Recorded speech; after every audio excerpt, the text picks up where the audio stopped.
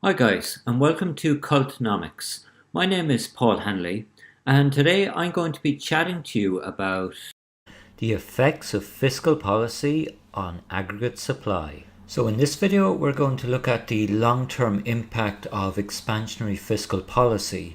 And to do this, we're looking at an aggregate demand and aggregate supply model.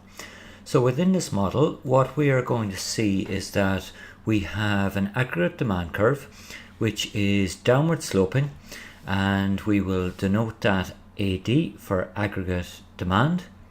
We will also have an upward sloping aggregate supply curve, and this supply curve will denote aggregate supply in the short run. So we will have SR to denote short run and aggregate supply. So what we have is our traditional downward sloping demand curve, showing that as the price level decreases in the economy, the aggregate demand will increase, and as the price level increases, the aggregate supply in that economy will increase. So a positive relationship there.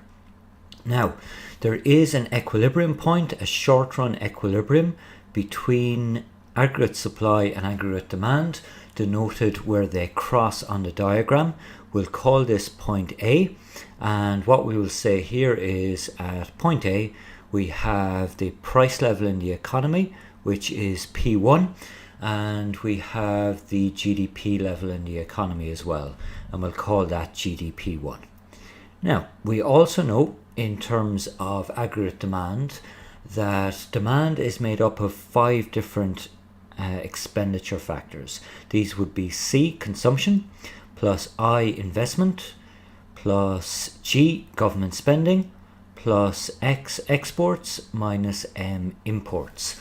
And we are concerning ourselves with the government spending side of the economy, so fiscal policy in our case. Now, what can happen when a government wants to expand aggregate expenditure in the economy?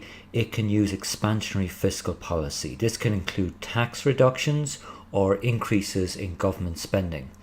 And following an increase in government spending, because it's a part of aggregate demand will also increase. So what we will see in our diagram over here is that expansionary fiscal policy can be seen by a rightward shift of our aggregate demand curve. So that is a rightward shift as shown in the diagram here, and we will call that aggregate demand 2 as opposed to our starting one, aggregate demand 1. Now, in this situation where the new aggregate demand curve intersects the short-run supply curve, we have a new equilibrium point, a point where markets clear.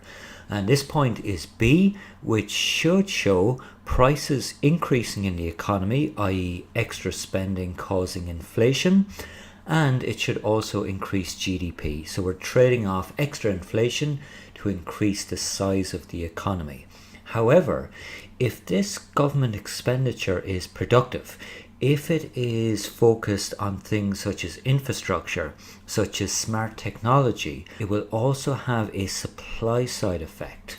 So on the supply side of the economy, one of the major determinants is productivity. Now, if you have a government that is borrowing at very low rates currently and investing in productive elements of the economy, infrastructure, what will happen is they will increase the short-run aggregate supply level. We show this as a rightward shift of the short-run aggregate supply curve, and we will show this on our graph with a rightward shift of that, and we will call that short-run aggregate supply 2, just to denote it away from 1. So in this case, we have a rightward shift of short-run aggregate supply driven by investment in the productive infrastructural part of the economy. And what that will do is it will increase short-run aggregate supply. We have a new equilibrium between demand and short-run supply 2 at point C. And as indicated on this graph, it will keep the price level to the same level as we started at, that is P1, and it will increase GDP in the short run. But because it's investment in infrastructure, it's also going to have an effect long term. So if we join point A, the initial starting point, to point C, what we see is that we have a long run aggregate supply curve. And that long run aggregate supply curve goes through both points and continues on like this. So we denote that long run aggregate supply, and what it shows us in terms of this example here is that the long run aggregate supply is perfectly elastic. It is a horizontal line, meaning that there's no trade-off between prices and GDP in the long run for this situation where fiscal policy is expansionary, but it's on infrastructure and the productive element of the economy. I hope you call back to Cultnomics soon. Bye for now.